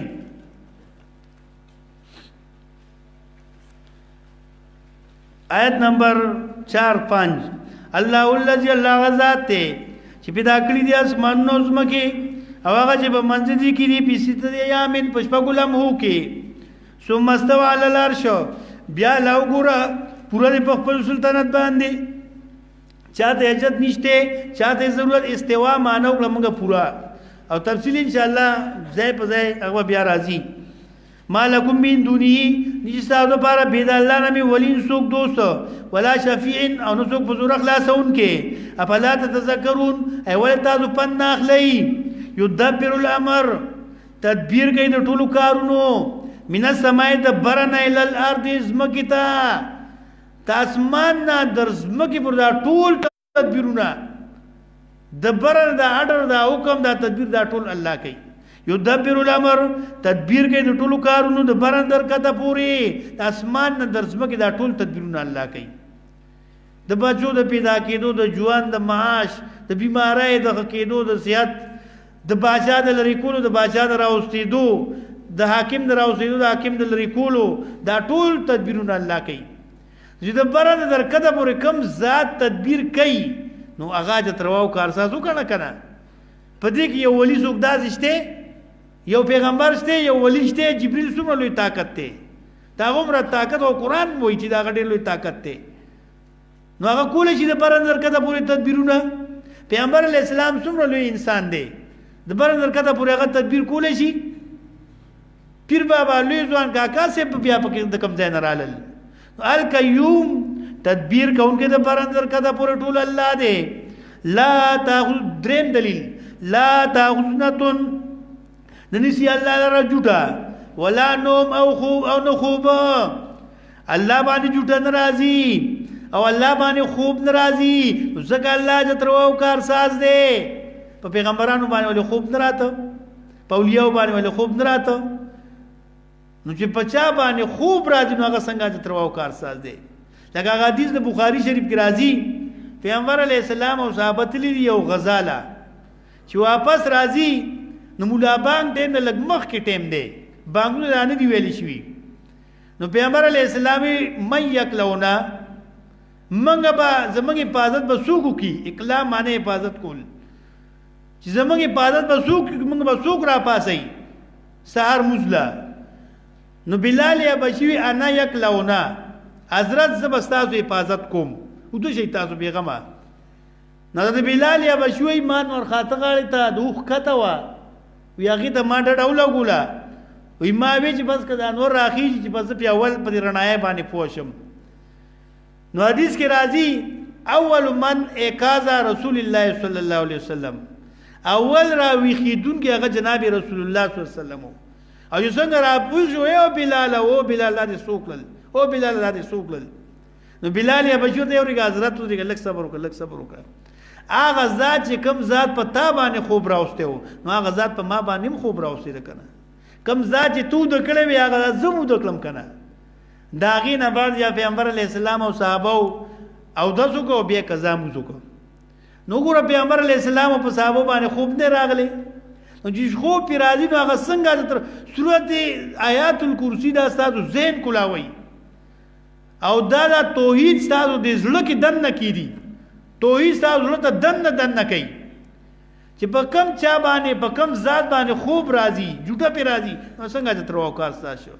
لا تاخذو ننسی الله لرا سنتون جوټه ولا نوم او نو خوب نو چې جوټه خوب پین راځي نو هغه بس تر وکړ ساده په قران کریم کې دا درې الفاظ راځي یو سنا دویم نواس او دریم نوم دا دوه دې ځای کې ذکر شوي دي او نعاس بیا سورت آل عمران او په سورت انفال کې راځي د درې واړو کې لږ لږ معمولی فرق دی سینه هغه خوب ته وایي چې په هغې کې سترګې ستا پټې شي او دماغ دې ویښي دې ته په عربی کې سینه وایي لکه یو سړي سره ته خبرې کې هغه سترګې پټې شوي دي ستړی شوی دی او سترګې پټې شوي دي او دماغ یې ویښ ته ورته ما څه ووي نو هغه ته دا دې راته ووي دا دې ووي دا دې ووي دا دې ووي ته چې ورته تا سترګې پټې وي نو هغه ته نه زما دماغ ویښو نو چې دماغ وخي او سترګې پټې هغې ته په عربی کې سینه وایي او نعاس هغه خوب ته وایي چې په هغې کې سترګې کلاوي او دماغ پکې وده شي نو هغې ته موږ په عربی کې په پښتو کې ته موږ ګنګس وو یو سړی به تا ته ناست هغه به هم ستړی شوی او ته ورسره خبرې کې هغه به سترګې داسې کلاوي ته ورسره خبرې کې ته ورته لکه معصوم وي نو وایي एकदम وایي نو دا اوس د دماغ ودري او سترګې ویښې دي دې ته په عربی کې نواس وایي او نوم هغه خوب ته وایي چې په هغې کې سترګې او دماغ دواړه وده شي نو هغې ته په عربی کې نوم وایي نو قرآن کریم دا صفت د انسان ذکر کړی دی په دې ځای کې دا د انسان صفات دي ګورې جوټه راتلل لکه سینه ګنګس کېدل لکه نواس او نوم لکه اوده کېدل دا صفات د انسانانو دي نو جوټه پې راځي خوب پې راځي نو هغه څنګه چې تروا او کارساز شو شیخ القرآن وایي ما په ضیاء النور کې لیکلي دي د موضوعي احادیثو نه یو حدیث دام دی چې د موسی علیه السلام الله رب العزت ته اوده کېږي او که نه وی الله رب العزت ورته ته دوه بوتلې ونیسه چې دوه بوتلې هغه په لاس کې ونیسلې نو فرشته راولېږله چې دې خوب ته مه پرېږده یو شپه هغه خوب ونکړه په دویمه شپه ونکړه خوب په درېیمه شپه هغه بوتلې اوده شه جوټه پرې راغله او هغه بوتلې یو بل سره وجنګېدې او بس هغه بوتلې ماتې شوې وی الله رب العزت ورته که زه اوده شوم نعوذ بالله من ذلک دا موضوعات دي ګورې ضیاء النور کې شیخ القرآن په موضوعي احادیثو کې ذکر کړي دي نو الله رب العزت که زم ما باندې جوټه راغله د ځمکه او اسمان به داسې یو بل سره وجنګېږي او ټول هر څه به تباه شي نو پیغمبران دا خبرې کوي دا ټول موضوعات دي او زموږ په دې ملک کې دا خواره شوي دي خو په دې ملک کې الله پر رسول امام وقتاً په وقتاً پیدا کوي هغوی په موضوعاتو باندې او په دې کمزور احادیثو باندې بیا کتابونه لیکي لکه یو دا یو حدیث ذکر کوي چې هغه یو سړی و الله رب العزت کسی دې موږ ته دا کسی یاد هم نه دي چې موسی علیه السلام الله ورته ماله قرباني دی پتونه غوښه راکاو موسی علیه السلام نو ورکوله هغه بل ولی ورکړو الله ورته ته دو ګور ما په دربار کې دومره لویه درجه ده دا هم ټولې کیسې میسې دي دې حقیقت نشته ګورې دا ټول موضوعات دي او نه ځان ساتئ د دې کیسو نه لا تاخذنه ولا نوم دریم دلیل ننیسی الله لره جوټه ولا نوم نو خوب له ما په سماوات او ما په الارض خاص د الله په اختیار کې دي هغه چې بر دي او هغه چې کته دي دا څلورم دلیل بر او کته اختیارات د الله دي بر او کته بادشاہي د الله ده نو الله لا اله الا هو الحي القيوم هغه ته تروا کار ساز کنه د پیر بابا یا د لوی ځوان یا د کاکا سیب دا غي بر او کته اختیار شته د پیر بابا په ټولې دنیا اختیارو د لوی ځوان په ټولې دنیا اختیارو یا شته پاسمانونو چې کله ژوندو دا غي اختیارو نور راخېجولې شو کوزولې شو سمه راخېجولې شو کوزولې شو ستوري خېجولې کوزولې شو اجه ترواو کارساز او آزادي چې هغه بر او کته اختیاراتي د پیر بابا د لوی ځوان د کاسب اې د کم ځای نه اختیاراتو سلورم پینځم منزل الذي سوق دی هغه سړی یشفعو چې خلاصولو کې عنده الله سره سوق دی هغه سړی سوق دی هغه ذات چې خلاصولو کې عنده الله سره شفاعت وای یو ځای کولو ته جوړه کولو ته چې یو سړی ځان سره یو ځای کې جوړه کې او بیا ول نجات ورکي دې ته په عربی کې وای شفاعت شفاعه یشفعو معنا جوړه کول یو ځای کول نو څوک دی هغه سړی چې الله سره جوړه شوی دی او خلکو له نجات ورکوي څوک شته په پیغمبرانو کې څوک شته په اولیاءو کې څوک شته په باباګانو کې څوک شته چې الله سره یو ځای شوی جوړه شوی او خلکو له بیا نجات ورکوي کوي ستا په نسبانه او مشرکه د ابراهیم علیه السلام نه لوی څوک شته زاغه دی الله سره جوړه چې خپل پلار د اخلاص کی کنه ته نوح علیہ السلام او لوط علیہ السلام سو غټ شته دا غدي الله سره جوړ چې خپل خزه او خپل بچی اخلاص کی کنه ته پیغمبر علیہ السلام نه سو غلو شته هغه دی الله سره جوړ شي او خپل تر ابو لهب ابو طالب سره اخلاص کی کنه نو هغه ذات سوکشته چې د الله په دربار کې خلاصولو کی په الله باندې زور رسیږي نشته کنه نو الله لا اله الا هو بل څوک چې درواو کارساز نشته دا مطلب الا باذنه مگر په حکم د الله باندې په اجازه د الله باندې اذن شفاعت اذن ګوره په دې کې راغی الله سره څوک په زور خلاصول نشي کوله او شفاعت اذن نشته اذن بکیږي هغه بیا قیامت کې کیږي یا لو ما بین ایدیم پیجن الله غزه چې مخکې د مخلوقات ندي او ما خلفو ما غزه رسول مخلوقات ندي مخکې او رسول مخلوقات عالم پوه سوکته الله رب العزت الله لا اله الا هو الله چې ترواو کار ساز دی ولا یقیدون بشیء او خاطن شي کوله دا بل وم دلیل عقلی ولا یقیدون بشیء او خاطن شي کوله دا مخلوقات ګیرن شي کوله خاطن شي کوله دا مخلوقات بشیء په شی باندې من علمي د معلوماتو د الله نه د الله په معلوماتو باندې سو قبضه وي خاطن شي کوله د الله معلومات ډیر زیات دي د الله علم ډیر زیات دی لکه په حدیث د بخاری شریف کې راځي چې عصفور رااله چنچړه حضرت حضر علیہ السلام او موسی علیہ السلام په کشته کې پوری کې په سمندر باندې په دریاب باندې او کشته په کناره باندې عصفور رااله او کې ناسي داغې د سمندر د دریاب نه په مخوکه کې اوبر واغستې دي او ویس کلی نو حضر علیہ السلام موسی علیہ السلام دوی زما او ستا علم د ټولو مخلوقات علم دومره دی لکه د سمندر په مقابله کې چنچړې چې پرې مخو کې ګوبره واغستې د الله علم او د الله معلومات ډېر دي لکه سمندر دا ورته یو مثال ذکر کو او زمونږ او استاد ټول مخلوقات علم لکه دی چنچړې چې په مخو کې ګوبره واغستې دي د الله علم او د الله معلومات باندې هیڅ څوک خاطر نشي کولی نه پیغمبران نه اولیاء نه بل نبر الا بما شاء مگر هغه چې خوښ شي د الله چې خوښ شي د الله نو وحیو کی چې خوښ شي د الله نو انباء الغیب کی چې خوښ شي الله نو الله س اسباب پیدا کی الا بما شاء الا بما شاء مراد وحدا یا غ اسباب دي یا انباء الغیب دا وسع کرسی السماوات اتم دلیل عقلی پراخه ده علم د الله اسمانونو زمکه دا کراسه یک رسو په معنی د راجمه کېدو کراسه یک رسو په عربی کې هغه شي ته وای هغه علی ته وای چې پای کې شیر غونډيږي کرسي دا کرسي ولی وای زګه په دې کې وجود را غونډيږي سړی به را غونډ شو په کرسي کې کینی نو مطلب دا دی وسع رسیدل دی وسع پراخه دی کرسی سلطنت د الله مملکت د الله اسمانونو زمکه ده د الله سلطنت او حکومت او مملکت اسمانونو زمکه ته رسیدلې دي څه مطلب دین د ازمکه او اسمان د الله په حکومت کې د الله په سلطنت کې دن نه دی ګوري صرف دانه چې د الله حکومت او سلطنت په اسمان او په زمکه دی نه د ازمکه او اسمان او د عرش د عرش د الله په سلطنت کې او د الله په حکومت کې دا دن نه پراته دي دا مطلب دی وسع کرسی السماوات رسیدل دی وسع کرسی وسع علمه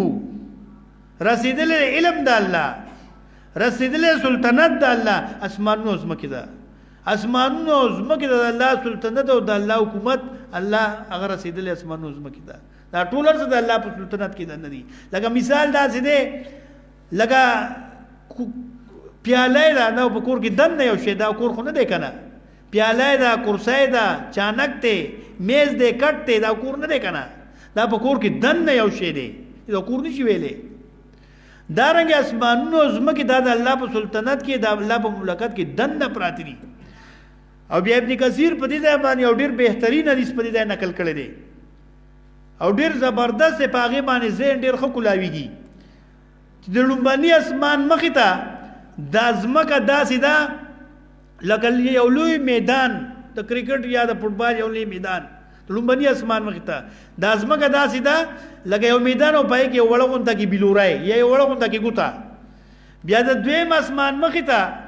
دا لومبنی اسمان او زمکه داسې ده لکه یو لوی میدان او پای کې یو لوی بلورای بیا د څلورم اسمان مخې ته دا دریم او دویم او لومبنی او زمکه داسې ده بیا داسې ورپسې ورځه عرش ته مخامخ دا واسمانونو زمکه څنګه دي لکه یو لوی میدان او پاغي کې وړه غونډه کې ګوتا حساب یو کینو عرش ته مخامخ عرش ته مقابل کې دا واسمانونو او زمکه داسې لکه وړه غونډه کې بلورای رسیدل د علم د الله سلطنت د الله اسمانونو زمکو ته هغه زاده چې ترواو کارساز دی چې د حکومت سه انتها نشته دغه سلطنت سه انتها نشته هغه ته ترواو کارساز دی پیر بابا رحمت الله علیه خو یوازې د بنیر کې پاس پاتې شوی دی نور خو دغه څه نشته سپیران او مریدان خو نشته شیخ عبدالقادر جیلانی رحمت الله علیه بغداد کې پاتې شوی دی بغداد نه خو بیا دغه حکومت سلطنت نشته ته لاهور بابا خو په لاهور کې پاتې شوی دی خو دغه حکومت سلطنت سه مریدان څه نشته دا مطلب دی ولا يهود نم دلیل نسل کې الله تعالی حفاظت د اسمانونو زمکو چې کله نه اسمانونو زمکه پیدا شوی دي نو الله نستل کیږي الله په حفاظت د اسمانونو زمکو نه دستل شوی چې کله نه پیدا شوی دي نو روزه پورې نه دستل شوی او ستوای پیر بابا یو نیسو او لیزوانه نیسو او کاکا صاحب نیسو او هغه تروانو کارسازان دي چې کله نه پیدا کړی دی هغه وخت خو نه دستل شوی او ته وای اوس تړل شو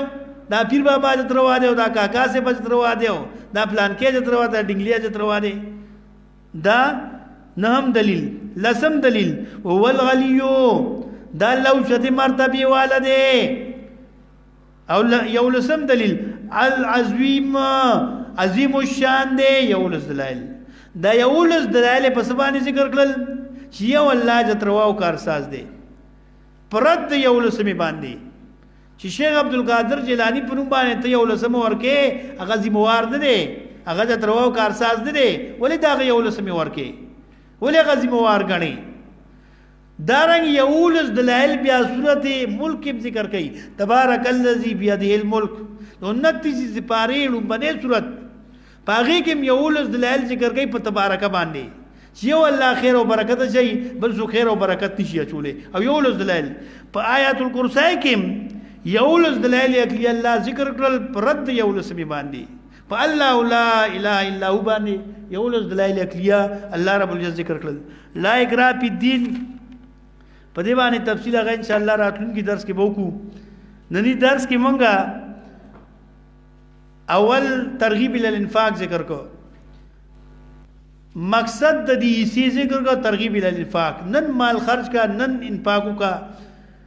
یعنی سبا قیامت راتلون کې داږي کې بیا ته سوداګری او لین دین نشي کولې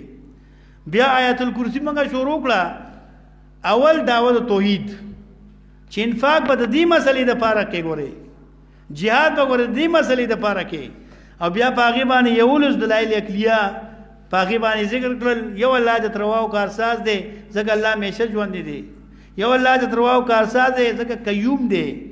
یو الله د ترواو کارساز په الله باندې خوب او جټن راضي یو الله د ترواو کارساز بر او کده بچای د الله دا یو الله د ترواو کارساز ځکه الله باندې چا زور نه رسی الله باندې چا طاقت نه رسی یو الله د ترواو کارساز د مخلوقات نه مخکې الله ته معلومات او د مخلوقات نه رستم الله ته معلومات دي یو الله د ترواو کارساز دی ځکه د الله په معلومات باندې مخلوقات خاطر نشي کولې الله ډېر لوی معلومات دي ډېر لوی علم دی بل دلیل عقلی اتم یو الله ته ترواو کارساز دغه د الله حکومت او سلطنت اسمانونو زمکو ته رسیدلې الله د حکومت څخه انتها نشته علم او د الله حکومت یو الله ته ترواو کارساز دغه الله ستړي کیږي نه پس مانونو د زمکو په حفاظت الله نه ستړي کیږي او استاد کوم اولیاء دي مددګاران ستړي کیږي لسم دلیل عقلی یو الله د ترواو کارساز دغه الله اوچته مرتبه والے الله غونډه کې مرتبه او شان د چا نشته یو لسم یو الله ته ترواو کارساز دغه عظیم الشان دی الله شان ډیر اوچت دی یو لس دلایل عقلیه الله لا اله الا هو الخلق القیوم ان شاء الله راتل کی درس کې لا اکراه فی الدین کتبین من الغی هغه تفصیل او دعای او ذات به ان شاء الله راتل کی درس کو واخر دعوانا ان الحمد لله رب العالمین. دعا وکړئ چې الله موږ په قرآن مضبوط کړي، الله په قرآن کریم کلک کړي، موږ درسونو کې الله خیر او برکت واچي، موږ بیانونو کې الله خیر او برکت واچي. الله دې موږ تاسو قرآن کریم نه نجدا کړي، الله دې موږ تاسو قرآن کریم نه نجدا کړي. دلته څومره ملګری راغلي دي، ټولو نه موږ نه ټولو د قرآن سنت ډېر خدمت واخلي. موږ هم ډېر کمزوري، تاسو هم ډېر کمزوري ګناهګار یې، موږ ټول نه یا الله پاک قرآن سنت ډېر خدمت واخلي. د ناسو ملګرو چې کوم سوالونه دي حاجتونه دي، هغه ټول سوالونه حاجتونه یا الله پاک پوره کړي. چې کوم سوالونه دي حاجتونه دي ضرورتونه ټول ولا پوره کړي الله پاک. او څومره تکلیفونه دي، مصیبتونه دي، بیمارای دي، مرزونه دي، دشمنای دي، طرفګنۍ دا ټول زموږ نه لري الله پاک. دشمنای طرفګنۍ دا ټول زموږ نه الله پاک لري. زموږ قرآن والو یو بل سمینه او محبت پیدا کړي الله پاک. زموږ قرآن والو یو بل سمینه او محبت پیدا کړي. زموږ د یو بل نه بوز او عناد او حسد لري الله پاک. زموږ د ورونو یو بل ته بوز او عناد حسد لري. زموږ دا مرکز همیشه آباد او قائم او آباد لري الله. د قرآن په درسونو باندې قائم او آباد لري الله پاک. زموږ دا مرکز دا ټول مرکز دی، استاد دې باندې دې منګه تاسو دې